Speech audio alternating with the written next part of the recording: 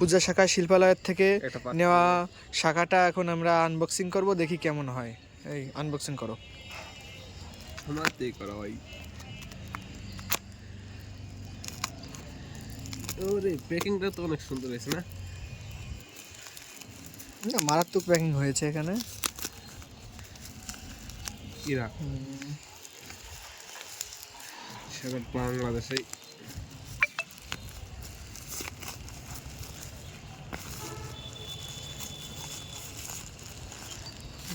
অনেক সুন্দর প্যাকিং।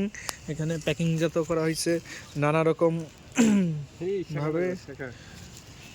শাখা শাখা বের হয়ে যাচ্ছে। এখানে 2 জোড়া শাখা আছে। এই শাখাটা হলো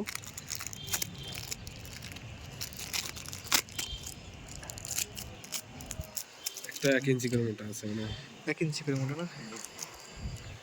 দেখুন শাখাটা এত সুন্দর, মানে 3 থেকে 4 আনা সময় বান্ধানো হবে এগুলো। বাঁচানো যাবে না।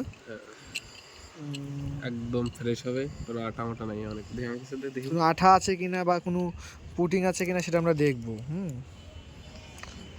অনেক সুন্দর দেখুন হয়েছে। একদম নিখুঁত কারিকার্য এখানে। হ্যাঁ,